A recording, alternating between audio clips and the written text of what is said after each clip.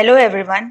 आज हम करने वाले हैं 2021 यानी इस साल के कुछ इम्पोर्टेंट करंट अफेयर्स। तो चलिए स्टार्ट करते हैं। हमारा पहला सवाल है, the first variant of covid detected in India is named.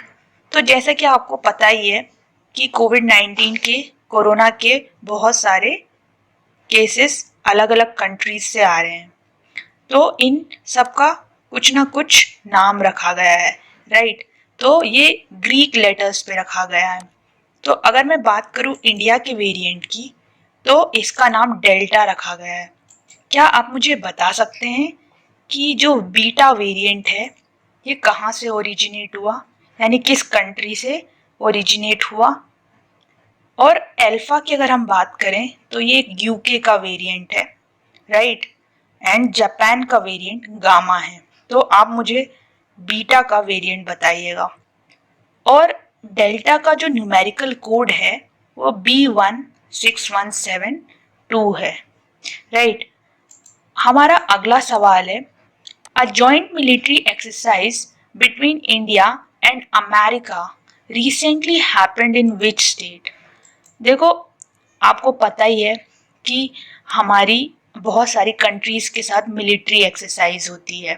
तो आपसे एग्जाम में ये पूछा जा सकता है कि सबसे रीसेंट वाली कौन सी है, या फिर कौन सी एक्सरसाइज किस कंट्री के साथ होती है। तो अगर मैं बात करूं इंडिया और अमेरिका की, तो हमारे बीच में काफ़ी सारी मिलिट्री एक्सरसाइजेस होती हैं। जो अभी हाल ही में हुई है उसका नाम क्या है? युद्ध अभ्यास। और वो कहाँ हुई है? वो हमारे राजस्थान के बीकानेर डिस्ट्रिक्ट में हुई है, राइट। उत्तराखंड में भी एक मिलिट्री एक्सरसाइज हुई है रिसेंटली, उत्तराखंड के चौबाटिया में, जो कि हमारी उज्बेकिस्तान के साथ हुई है, राइट। और उसका नाम डसलिक है, राइट। नौ उत्तर प्रदेश के साथ आप मुझे बताइएगा, अभी हाल ही में गाजियाबाद में एक मिलिट्री एक्सरसाइज हुई है, राइट। सो इसका करेक्ट आंसर है राजस्थान। और इस मिलिट्री एक्सरसाइज का नाम क्या था? युद्ध अभ्यास। अब हमारा अगला सवाल है, which among the following institutes topped in Times Higher Education rankings among Indian institutes? So सवाल हमसे ये पूछ रहा है कि इंडियन इंस्टीट्यूट्स में टाइम्स हायर एजुकेशन रैंकिंग में किसने टॉप किया है, राइट। तो इसका करेक्ट आंसर IISc बैंगलोर है, राइट। तो IISc बैंगलोर की रैंकिंग जो है 350 रही है इस साल। और बाकी टॉप 300 में, राइट, हमारी कुछ ही इंस्टीट्यूट हैं, जिसमें IIT रोपार भी है और IIT दिल्ली भी है, बनारस हिंदू यूनिवर्सिटी नहीं है, राइट। और हमारा अगला सवाल है, which among the following states stood at second among the following in नीति आयोग's SDG sustainable development goal index? तो आपको पता ही है हमारे SDGs जो हैं वो कुछ निर्धारित हुए हैं, जैसे 17 SDGs जो हैं हमें कंप्लीट करने हैं 2030 तक, ये लक्ष्य निर्धारित किया गया है UN द्वारा, ओके। तो अभी इस साल का जो है इसकी रिपोर्ट आ गई है और नीति आयोग बनाता है इसे। तो इसमें ऑप्शंस जो हैं सिक्किम, उत्तराखंड, हिमाचल प्रदेश और महाराष्ट्र हैं। तो देखो, इसमें इस साल टॉप किसने किया है? केरला ने किया है। पिछले साल भी केरला ने टॉप किया था। अगर मैं बात करूं इसमें कौन से राज्य ने दूसरा स्थान हासिल किया, तो उसमें हमारा हिमाचल प्रदेश और तमिलनाडु है, राइट। उसके अलावा सिक्किम की इसमें स्कोर रहा है सिक्किम का, वो तीसरा रहा है। और महाराष्ट्र का जो है चौथा स्थान रहा है, राइट।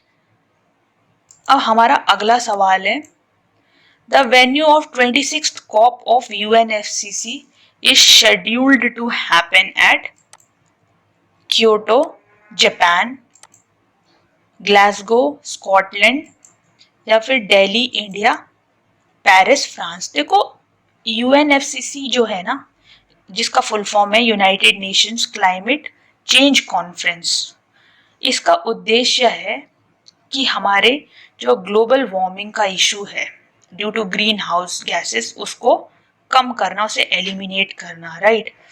तो इसके अंदर कुछ मीटिंग्स होती हैं, राइट, जिनको हम बोलते हैं कॉन्फ्रेंस ऑफ पार्टीज, कॉप। तो हाल ही में जो 26 कॉप होने वाली थी वो अब पोस्टपोन होके इस साल के नवंबर में होगी ड्यू टू कोविड, राइट। तो इसका सही आंसर है ग्लासगो, स्कॉटलैंड।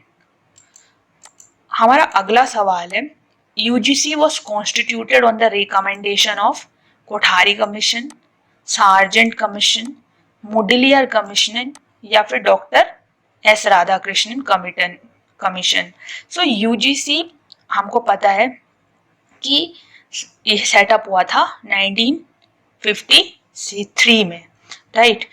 तो जितनी भी हायर एजुकेशन की इश्यूज हैं, कंसर्न्स हैं, उनको रेगुलेट करने के लिए, फंड्स प्रोवाइड करने के लिए सेंट्रल स्टेट गवर्नमेंट यूनिवर्सिटीज को यूजीसी का गठन हुआ था।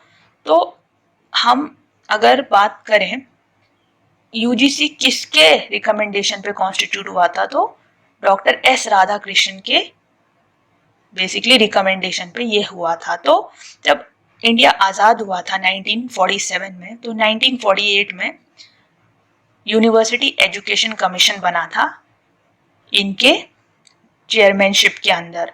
तो इन्होंने ही सजेस्ट किया था कि यूजीसी एक बॉडी होनी चाहिए हायर एजुकेशन को रेगुलेट करने के लिए। और बाकी भी कमीशंस आए जिन्होंने एजुकेशन पे काम किया, जैसे कोठारी कमीशन बहुत ही फेमस कमीशन है, जिसमें 10+2+3 का सिस्टम लाया गया एजुकेशन में। देन मुडलियर कमीशन में भी काफ़ी सारे एजुकेशन में बदलाव की बात की गई। तो ऐसे कई कमीशंस आए, राइट, जिन्होंने एजुकेशन पे बात की। तो यूजीसी जो है कॉन्स्टिट्यूट हुआ था डॉक्टर एस राधाकृष्णन के रिकमेंडेशन पे। अब हमारा अगला सवाल है, which among the following countries is the largest producers of rubber in the world. तो देखो रबर आज की डेट में सबसे ज्यादा जो कंट्री प्रोड्यूस कर रहा है, आपको पता है रबर किससे बनता है? एक लेटेक्स एक सब्सटेंस होता है, राइट, उससे रबर बनता है। तो Thailand is the largest producer आज की डेट में। आप बता सकते हैं इंडिया में कौन लार्जेस्ट प्रोड्यूसर है रबर का? सिंगापुर के साथ हम सबसे ज्यादा एफडीआई करते हैं, राइट। सबसे ज्यादा एफडीआई सिंगापुर से ही आता है हमारी कंट्री में। ईरान सबसे ज्यादा सैफरन का प्रोड्यूसर है, ईरान में सबसे ज्यादा सैफरन बनता है, राइट। नाउ हमारा अगला क्वेश्चन है, नल सरोवर lake is situated in which state. देखो लेक्स जितने भी हमारे कंट्री के, ये आपको याद होने चाहिए किस स्टेट में कौन सा लेक है, राइट। क्या आप मुझे बता सकते हैं वेम्बनाड कोल लेक कहाँ है? देखो केरल में बहुत सारे लेक्स हैं, फेमस लेक्स हैं, जैसे वेम्बनाड, ओके, अष्टमुड़ी, शिष्टाकोट्टम, बहुत सारे लेक्स हैं, फेमस लेक्स, जिनके नाम आपको याद होने चाहिए। तो इसमें जो नल सरोवर लेक पूछा गया है, ये हमारा गुजरात में है। गुजरात में और भी बहुत सारे लेक्स हैं, जैसे कंकड़िया लेक, थोल लेक। राजस्थान में आपको पता ही होगा सबसे बड़ा खारे पानी का लेक है जिसका नाम सांबर लेक है, राइट। उड़ीसा में भी बहुत सारे फेमस लेक्स हैं, राइट। एक लेक है, राइट, जिसमें ऑलिव रिडली टर्टल्स अपने जो एग्स हैं उन्हें ले करते हैं। तो आप मुझे ढूंढ के बताना कि वो कौन सा लेक है। अब हमारा अगला सवाल है, Indian army day is observed on 8 दिसंबर, 4 दिसंबर या फिर 15 जैन या फिर 8 अक्टूबर। देखो ये इन जो भी यहाँ पे डेट्स दी गई हैं, इनमें कोई ना कोई डे सेलिब्रेट होता है, राइट। तो अगर मैं बात करूं 8 दिसंबर की, तो इस दिन सबमरीन डे सेलिब्रेट होता है, राइट। और 4 दिसंबर को है हमारा नेवी डे, ओके। तो ये याद रखना कि नेवी डे और सबमरीन डे एक ही मंथ में है, ओके। 4 दिसंबर को नेवी डे आ जाता है, 8 दिसंबर को सबमरीन डे, 15 जनवरी को सेलिब्रेट होता है हमारा आर्मी डे, ओके। और 8 अक्टूबर को है हमारा एयरफोर्स डे। तो ये चारों जितने भी डिफेंस फोर्सेस के डेज हैं ये हमें याद होने चाहिए। अब हमारा अगला सवाल है, the headquarters of east navy command is situated in. देखो नेवी की हमारी 3 कमांड्स हैं, ईस्ट, वेस्ट और साउथ, ठीक है। तो ये पूछ रहा है कि ईस्ट नेवी कमांड का हेडक्वार्टर कहाँ है। तो देखो ईस्ट का है हमारा विशाखापट्टनम, आंध्र प्रदेश में, ठीक है। वैसे ही हमारा वेस्ट है जिसका मुंबई में है, और साउथ का हमारा कोच्चि केरल में है, राइट। तो आपको याद रखना है कि नेवी है उसके 3 हेडक्वार्टर्स हैं और कौन सी जगह पर हैं, राइट। अब हमारा अगला क्वेश्चन है, who was the head of Marathas in the third battle of Panipat.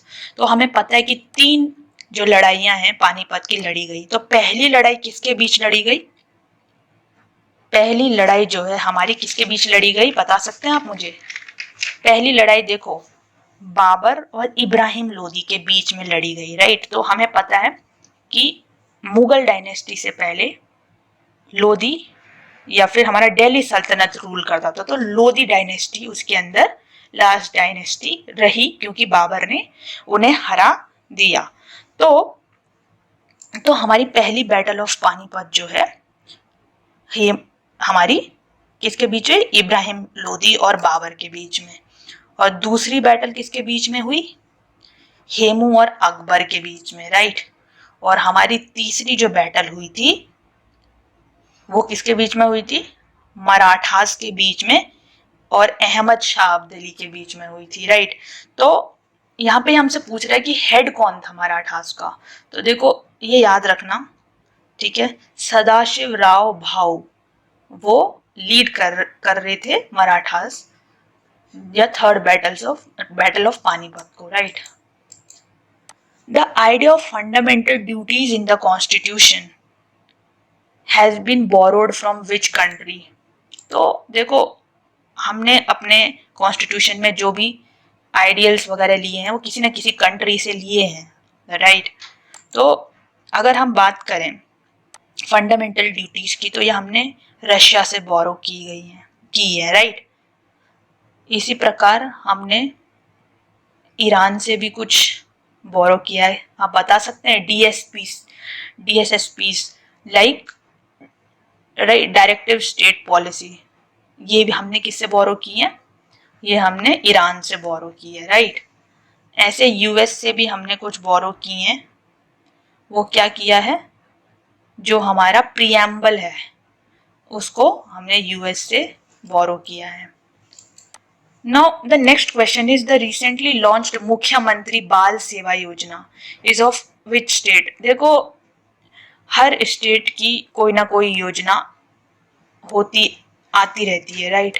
तो आपको ये याद रहना चाहिए कि कौन सी योजना जो है किस स्टेट की है, ओके। तो अगर मैं बात करूं मुख्यमंत्री बाल सेवा योजना, तो ये कोविड से लड़ने के लिए, जो कोविड में जिनके पेरेंट्स, जो बच्चे ऑर्फन हुए हैं, चाहे उनका एक पेरेंट या 2 पेरेंट अगर उन्होंने खोए हैं, तो उनके लिए ये योजना लॉन्च की गई है यूपी सरकार द्वारा, राइट। तो इसका करेक्ट आंसर है उत्तर प्रदेश गवर्नमेंट। अब हमारा अगला सवाल है, recently WHO has declared which country as measles and rubella free. South Africa को या कॉन्गो सोमाली को या श्रीलंका मालदीव्स को। तो देखो इसका करेक्ट आंसर जो है वो है हमारा श्रीलंका और मालदीव्स को हमने यानी WHO ने मीजल्स और रूबेला फ्री किया। साउथ अफ्रीका को भी पोलियो मुक्त घोषित कर दिया गया है WHO द्वारा 2020 में, राइट। अब हमारा अगला सवाल है, Which among the following is the festival of Odisha। तो देखो हर स्टेट के चाहे रिवर्स हों या फिर हमारे लेक्स हों, फेस्टिवल्स हों, ये आपको पता होने चाहिए और ये किस वजह से न्यूज में रहे या हैं ये भी पता होना चाहिए। तो पहला बाली यात्रा है, हॉर्नबिल, अट्टुकल पोंगल या मुआत्सु। देखो अगर मैं बात करूं मुआत्सु, ये नागालैंड का त्योहार है, बहुत ही फेमस त्योहार है। हॉर्नबिल भी वहीं का है। अट्टूकल पोंगल जो त्योहार है ये केरला का त्योहार है, राइट। उसके अलावा बाली जात्रा है हमारा ओडिशा का त्योहार, ओके। ऐसे धनु जात्रा, राज पर्व, बहुत सारे त्योहार, जगन्नाथ यात्रा, ये सारे त्योहार उड़ीसा के हैं, ओके। क्या आप कोई उड़ीसा की योजना जानते हैं जो उड़ीसा सरकार ने लॉन्च की है हाल ही में? बताइएगा कमेंट बॉक्स में। NASA has announced plan of 2 new missions named Da Vinci and Veritas to conduct study on। किस प्लैनेट पे स्टडी करने के लिए डा विंसी और वेरिटास जो है प्लान लॉन्च किए गए, मिशंस लॉन्च करे गए हैं, ठीक है, या फिर उन्होंने अनाउंस किया कि वो करेंगे, ठीक है। तो इसका करेक्ट आंसर है हमारा वीनस, ओके। वीनस में 2028 से 30 तक ये मिशन होगा, ओके। क्या आप मुझे नासा के रोवर का नाम बता सकते हैं? नासा के रोवर का नाम है परजीवियरेंस, ओके। अब हमारा अगला सवाल है, in June 2021 the defence ministry signed an agreement, okay, for 11 airport surveillance radars from which organisation. तो 11 ट्रांसपोर्ट रडार का जो है समझौता या अग्रीमेंट, परचेज अग्रीमेंट साइन किया हमारी डिफेंस मिनिस्ट्री यानी रक्षा मंत्रालय ने। तो किस कंपनी से किया गया? हिंदुस्तान एरोनॉटिक्स लिमिटेड या लार्सन एंड टुब्रो, या फिर महिंद्रा टेलीफोनिक्स, या फिर गोवा शिपयार्ड्स लिमिटेड। तो इसका करेक्ट आंसर है महिंद्रा टेलीफोनिक्स के साथ ये परचेज अग्रीमेंट साइन किया गया है। क्या आप मुझे बता सकते हैं लार्सन एंड टुब्रो भी कुछ शिप्स बनाता है, राइट। वो शिप्स अभी जो उनमें सबसे रिसेंट शिप है वो कौन सा लॉन्च किया गया है, राइट।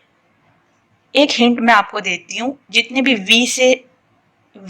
आई रिपीट से शिप्स हैं वो सारे लार्सन एंड टुब्रो बनाता है, जैसे विक्रम, वराहा। तो अभी रिसेंटली कौन सा हमारा जो है बनाया गया है, लॉन्च किया गया है, आप मुझे बताइएगा।